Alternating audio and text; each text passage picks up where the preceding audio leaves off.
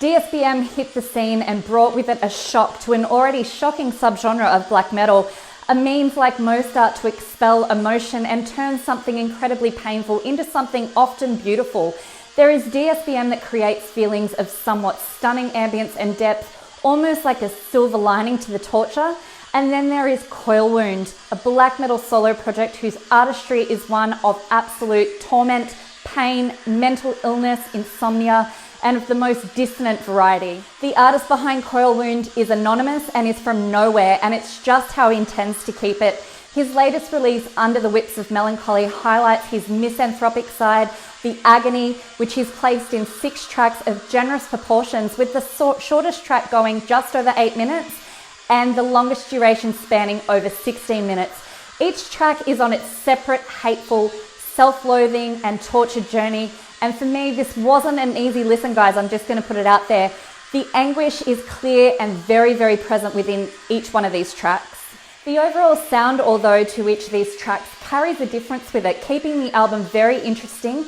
In parts was true to DSBM with monotonous undertones, repetitive droning guitars, and while it felt minimalistic, it managed to impact me. It challenged me hugely as a listener, and it made me feel uneasy all the way through this album. I'm assuming this is exactly what the artist had intended. Well, it definitely worked. It worked very, very well on me. Guys, do not expect melodies to pull on your emotive strings. However, the lyrics and the overall ambience of this album definitely will.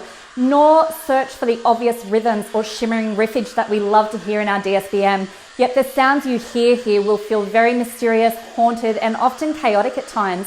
This is harsh black noise, high on the distortion, warped and extremely bleak, there is no doubt. Vocally, I loved each and every executed lyric. There is a load of conviction and cold-hearted emotion going on into the way the artist screams down this big black tunnel of nothing.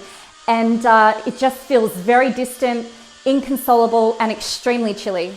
Songs such as Withdrawal Process sounded trance-like and very doomed, while other tracks such as For Relationships to Last were extremely depressive with apathetic beats and callous vocal folds. The final track, Lament to What Was Once Mine, showed off some highly distorted and despairing guitar patterns, and the placement of this track was a good finale to the suffering of all of this album. This track felt manic, distressing, and extremely dark. So the lyrics are up on Bandcamp, and reading through these lyrics, my heart sunk, my tummy turned. It's incredibly cathartic, very poetic lyrics as well, particularly in Ribcage. They were probably my favorite lyrics of the album. What can I say, guys? I finished this album each and every time feeling very heavy, confused, of course sad, and very inspired, with a huge admiration for this artist and his bravery. You can support Coilwound by following his Facebook page, his Bandcamp site and YouTube site as well. And please take a listen to Under the Whips of Melancholy. It is definitely a very, very different experience, and I would love to know how it affected you. To Coilwound, mate, I look forward to more from you, and we'll talk soon. I'm Kelly T. This has been my Albums of the Week.